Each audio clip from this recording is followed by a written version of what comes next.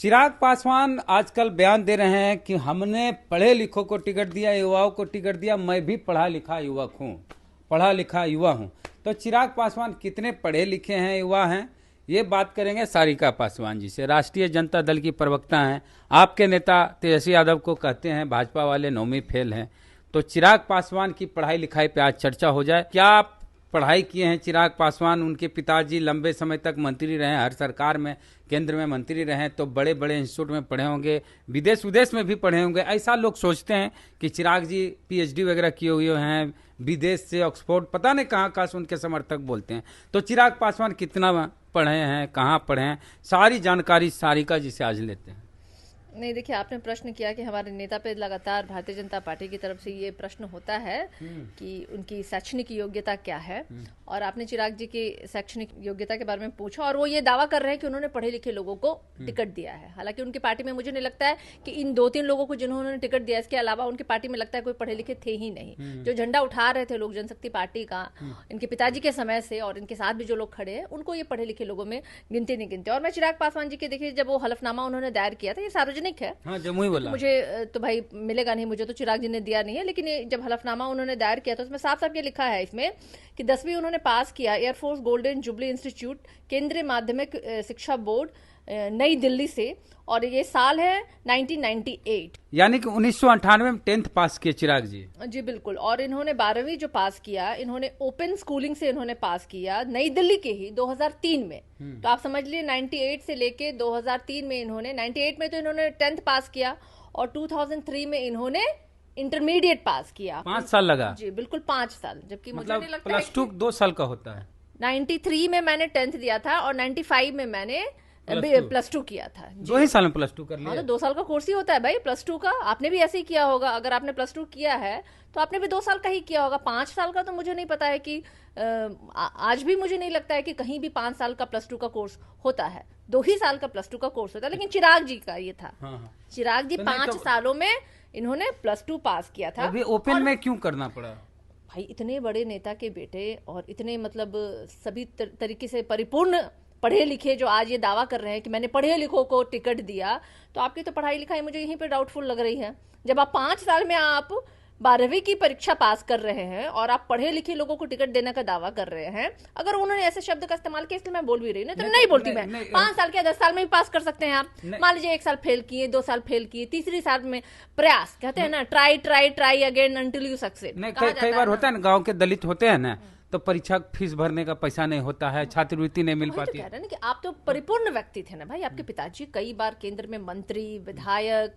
और इसके बावजूद भी अगर चिराग पासवान जी को 12वीं की परीक्षा पास करने के लिए 5 साल लग गए। इतना ही नहीं, मजेदार बात और मैं एक बताऊंगी जो इनके हलफनामे में मुझे दिख रहा है कि बीटेक इन्होंने किया कंप्यूटर इंजीनियरिंग, ये बुंदेलखंड यूनिवर्सिटी है, आईआईटी और बीआईटी से ये नहीं गए थे, ठीक है, ये बुंदेलखंड यूनिवर्सिटी में, झांसी में। और समझ ही सकते हैं कि किस तरीके से उन्होंने परीक्षा एडमिशन ली होगी। और वो भी देखिए, फर्स्ट सेमेस्टर, सेकंड सेमेस्टर 2005, यानी 6-6 महीने का जो सेमेस्टर होता है, 1 साल में ही वो कॉलेज से निकल गए, नहीं पढ़े। एक चीज और गौर फरमाने वाली बात है जी। और 2005 में इन्होंने अपने बीटेक की फर्स्ट सेमेस्टर और सेकंड सेमेस्टर ये पास किया, यानी 1 साल की पढ़ाई इन्होंने बीटेक में की और उसके बाद इन्होंने छोड़ दी। वहां भी दिखा रहा है बहुत, 1 साल का तकरीबन यहाँ भी अंतर दिखा रहा है। तो ये एक पढ़े लिखे चिराग पासवान जी की पूरी डेटा है जो आपके सामने है, सबके समक्ष है। और देखिए, आप अभी कह रहे थे ना, मैं एक बात और जरूर कहना चाहूंगी कि आप जब स्वर्गीय रामविलास पासवान केंद्र में किसी की भी सरकार रही हो, चाहे वो किसी भी दल का सरकार रहा होगा, हमेशा वो जो कहते हैं शहद में मधुमक्खी जिस तरीके से चिपकती है, उस तरीके से वो चिपके रहे, और हमेशा उन्होंने मंत्रिमंडल में रहने का लाभ उठाया। मैं तो अपने पासवान भाइयों से, पढ़े लिखे जो हमारे जो साथ समाज से आने वाले लोग हैं, पासवान भाई, उन लोगों से कहूंगी, आपके हाथ में फोन है, आप लोग गूगल करें, निकाले और आप लोग गूगल करें कि स्वर्गीय रामविलास पासवान अपने शासनकाल में कितने पासवानों को, कितने दुसाधों को वो केंद्र में मंत्री बनाए या जाने का उन्होंने मौका दिया, और कितना चिराग पासवान जी ने मौका दिया। और जब ये लोग प्रश्न उठाते हैं हमारी पार्टी पे या हमारे लालू यादव जी पे, तो उनको ये भी गूगल करके देख लें कि लालू प्रसाद यादव जी ने कितने लोगों को बनाया। तो ये अंतर समझ में आएगा, तो उनको समझ में आएगा कि चिराग पासवान जी अपने समाज के लोगों को ठगने का काम कर रहे हैं। और इसके पहले भी मैंने बोला है कि बोका बनाते हैं वो, लेकिन ये कभी नहीं चाहते हैं ये लोग कि कोई दुसाध समाज से, पासवान समाज का कोई लड़का जो है ना, या दलित समाज का कोई वैसा व्यक्ति जो है ना, वो आगे बढ़े। ये लोग किसको प्रमोट कर रहे हैं?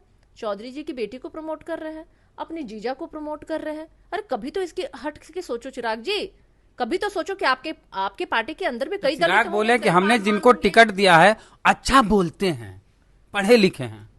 भाई तो आपकी तो एजुकेशनल क्वालिफिकेशन मैंने सामने रख दी, और आपके पार्टी में कोई नहीं है, यानी उनके पार्टी में जितने लोग झंडा धो रहे हैं सबके सब मतलब गुड़ गोबर है, यही कहना चाह रहे हैं।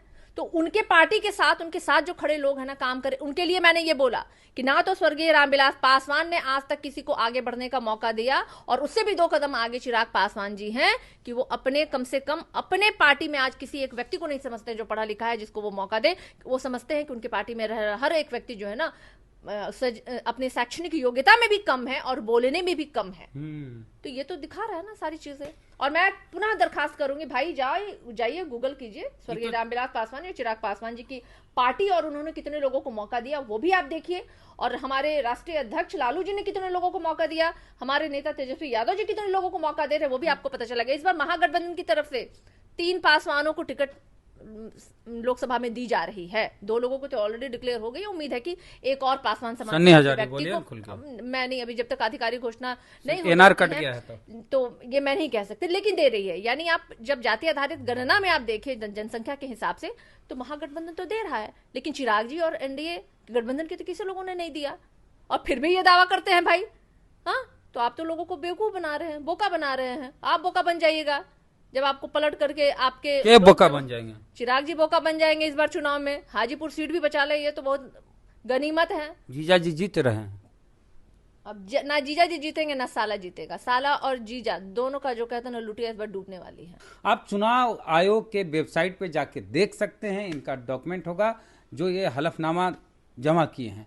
उसमें है कि चिराग पासवान 98 में मैट्रिक पास करते हैं, उसके बाद 5 साल लटक लटक के किसी तरह इंटर पास करते हैं, यानी 2 साल का जो कोर्स है +2 उसको पास करने में 5 साल लग जाता। वो भी ओपन से करते हैं। ओपन से कौन लोग पढ़ाई करते हैं? जो गरीब लोग हैं, नहीं क्लास कर पाते हैं, या नौकरी पेशा वाले लोग कहीं काम धंधा करते हैं, वो रेगुलर क्लास नहीं कर पाते हैं, वो पास करते हैं ओपन लर्निंग, ओपन स्कूलिंग से। चिराग पासवान को 5 साल लग गए तो ओपन लर्निंग से पास किए। उसके बाद फिर 2003 में जब वो +2 पास करते हैं 98 के बाद, मैट्रिक के बाद, फिर बीटेक में एडमिशन लेना चाहिए 2003 में, तो फर्स्ट सेमेस्टर तो 2003 में ही क्लियर हो जाता, लेकिन फर्स्ट सेमेस्टर को पास करने में उनको 2 साल लग गए। यानी 2005 में फर्स्ट सेमेस्टर पास किए, सेकेंड सेमेस्टर भी 5 में पास किए, उसके बाद पढ़ाई छोड़ दिए, चल गए फिल्म बनाने, वहाँ फ्लॉप हो गए।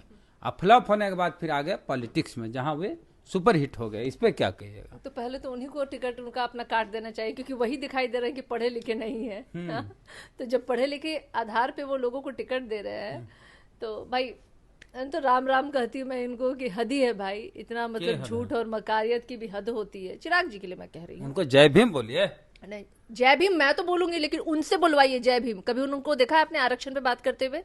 महिलाओं आरक्षण पे बोले हैं, आरक्षण पे बोले हैं कि संपन्न दलितों को आरक्षण का लाभ नहीं लेना चाहिए, गैस सिलेंडर की तरह आरक्षण छोड़ देना चाहिए। तो वो कौन सी भिखारी है का? के वही चिराग जी भिखारी हैं? उनसे ज्यादा संपन्न कोई है क्या पासवान धरती पर? उनके घर में 5 सांसद हुए भाई, तो वही तो कर, उनसे ज्यादा संपन्न कोई है? तो क्यों ये किसी दलित का एक सीट हकमारी कर रहे हैं? हाँ, मैं तो आपको हक मारने वाला मानती हूँ। आप एक दलित की सीट रिजर्व कॉन्स्टिट्यूंसी को लेकर, और दूसरा आपने सांभवी चौधरी को, जबकि मैंने अशोक चौधरी को भी कहा था आपके ही एक डिबेट में, आपके एक परिचर्चा के साथ हम लोगों ने कहा था कि ये अपने घर के आखिरी दलित है, फिर भी अब उनकी बेटी को भी दलित वाली सीट पे आपने बैठा दिया, जिसका वर्णन आपने दिया। मैं नहीं मानती हूँ उन सब चीजों को, मैं बोलना नहीं चाहती हूँ, लेकिन जब हकमारी की बात आती है तो मैं बोलूंगी कि आपने उनको सीट किस बिना पे दिया भाई? आपको भी नहीं लेना चाहिए दलित का सीट, और ना ही सांभवी चौधरी को दलित का, क्योंकि आप लोग एकदम सबल दलितों में से आते हैं। आपसे ज्यादा संपत्ति किसी के पास नहीं है।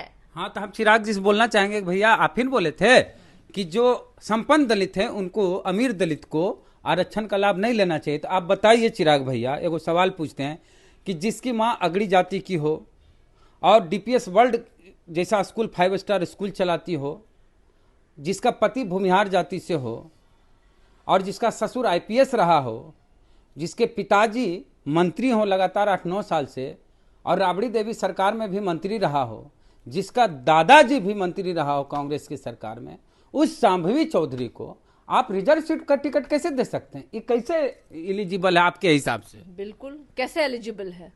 मतलब मुझे नहीं लगता है कि संपन्नता का कोई मतलब छूटा भी एलिट? होगा। अच्छा, ये दलित की पार्टी है कि एलिट की पार्टी है? चिराग जी की पार्टी तो हाईली एलीट की पार्टी है। वो दलितों को तो पसंद भी नहीं करते हैं, दलितों का सिर्फ वो वोट पसंद करते हैं, वरना वो दलितों से नफरत करते हैं। और यही कारण है कि वो आरक्षण मिटाओ पार्टी के साथ खड़े हैं। मैं अपने तमाम साथियों से, अपने समाज के लोगों से ये विनती करती हूँ कि ऐसे धोखेबाज लोगों को पहचानिए। अब समय है उठने का। अपने आरक्षण को अगर हम बचा रहे हैं, लोकतंत्र को बचा रहे हैं, तो ऐसे बहरूपियों से भी हमें बच के रहना पड़ेगा। और चिराग पासवान जी बहुत बड़े बहरूपी है। प्रतिक्रिया अपनी जरूर दीजिए। जय भीम, जय भारत।